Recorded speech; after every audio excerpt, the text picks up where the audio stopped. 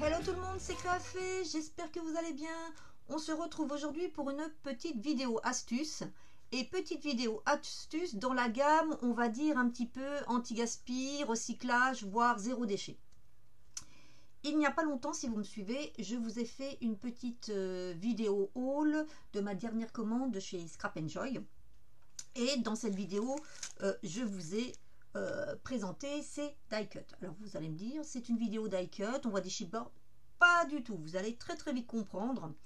Et peut-être que certains ont même deviné si vous me suivez, parce que cette petite astuce est reliée à une vidéo tuto que je vous ai publiée récemment. Donc lorsque je vous ai donc présenté ces die cuts, en fait j'ai découvert, alors peut-être que d'autres en ont déjà parlé sur YouTube et vous ont donné déjà l'astuce. Moi pour ma part, c'est vraiment un déclic qui s'est fait quand j'ai ouvert ce kit de die cut. En fait, que je me suis rendu compte, c'est que là, j'avais au niveau du carton du visuel, enfin de l'emballage du visuel, j'avais un super papier qui pouvait me permettre de faire un fond de carte. Donc en fait, grâce à ce papier, j'ai réalisé en fait une carte en l'utilisant, et c'est donc dans la barre d'infos, je vous renvoie cette vidéo.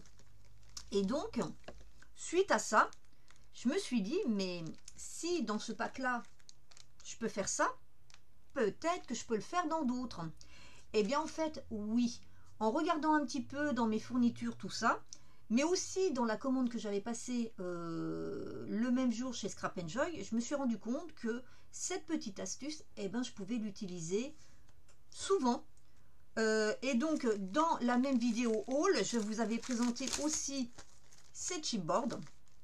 Et c'est pareil, lorsque je suis venue retirer mes chipboards pour pouvoir travailler après ma création, je me suis rendu compte que en fait, ça c'est pareil, c'était très joli et qu'il suffisait de venir couper, mais vraiment à la limite, et ça pouvait être utilisé sur une voire deux cartes.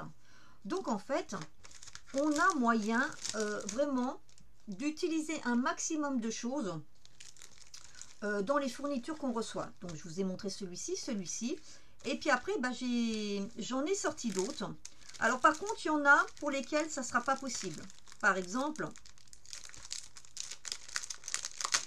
pour celui-là, vous voyez, on a quelque chose de totalement blanc. Mais c'est pas grave, ça c'est de la petite cartonnette qu'on peut utiliser dans des projets de cartonnage. Donc vous voyez, ça sert quand même. Mais par contre, là vous voyez, j'ai du minté de l'éphéméra. Et bah par exemple, là sur l'éphéméra, hop, on va ouvrir. Ah, à chaque fois les éphéméras, il y a des petits soucis pour les ouvrir. Voilà. Voilà. Donc là, ça vous voyez, bah, hop là, alors on va y arriver. Oui, si c'est pas ouvert correctement, ça va pas le faire. Voilà, cette fois c'est bon. Donc vous voyez, ça aussi, ça peut être utilisé. Et là, sur le minté, regardez-moi ça. Alors, je ne sais pas si là, on peut aller découper droit, mais je pense que par exemple, on peut venir détourer comme ça. Et c'est pareil, regardez, on a vraiment quelque chose qui peut être utilisé sur une carte. Donc voilà, donc vraiment une petite vidéo astuce très rapide, simplement pour vous dire, faites très attention dans vos fournitures. Souvent, par rapport à ce que vous avez acheté, ben, il y a peut-être d'autres choses qui peuvent servir.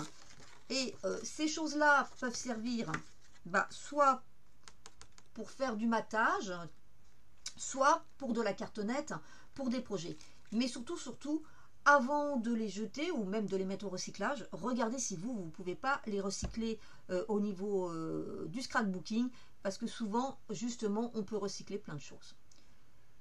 J'espère que cette petite vidéo vous aura inspiré et vous aura donné des idées peut-être de recyclage sur d'autres choses.